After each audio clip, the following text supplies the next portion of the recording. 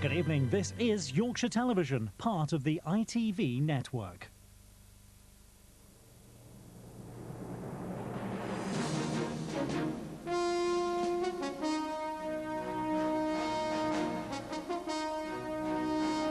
From ITN, News at 10 with Dermot Murnaghan. Death of a legend, the world mourns Sinatra. Scramble to escape the anarchy of Indonesia. The president pops in for a pint at the local. Counting the cost of the supermarket price war. And Bergkamp hears the verdict on his Wembley dream. Good evening. The man whose voice was a familiar and much-loved sound in the homes of generations of ordinary people was mourned by them all today. Frank Sinatra closed his famous Blue Eyes for the final time early this morning after a heart attack in a Los Angeles hospital. He was 82. He started singing while waiting on tables at a small American restaurant. He ended having sung to the world. Today it was President Clinton who perhaps summed him up best. He said Sinatra was someone who really did do it his way. James Mates reports from Los Angeles. Dozens of flowers adorn Frank Sinatra's star on the Hollywood Walk of Fame this evening. Of all the stars on this street, one of the brightest went out last night. He died at this Los Angeles hospital. His wife, Barbara, was at his side. As the news spread this morning, fans flocked to his Beverly Hills home, paying their tribute to a man who affected the lives of millions.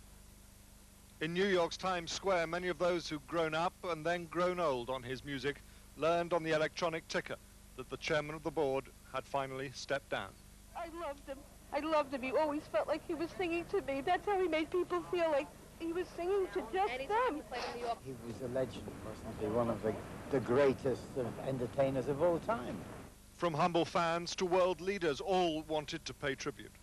I would like to offer my condolences to his wife and to his children. I saw Nancy not very long ago in California. I think every American would have to smile and say he really did do it his way. I've seen many of his films, heard his songs. People like myself from a younger generation have grown up with Frank Sinatra, and I'm sure he'll be deeply missed by the millions of his fans everywhere. At the film festival in Cannes, his fellow stars remembered him, both as a singer and an actor. The best of both worlds, the best. I mean, he got an Oscar for From Here to Eternity. He gave a great performance, and which he once told me was his route back, because he went out of favor for some time. Sad that we lost him, but happy that he left all of this good music and that big, beautiful voice that I can still listen to. Even his fellow Hollywood greats found their lives marked out by his songs. I'll think of a certain time in my life or a certain something, and it'll always be, you know, with a Sinatra song in the background. It seems that I have always been aware of Frank Sinatra. Some of my favorite recordings by him, When I Was 17, that one. It was a very good year.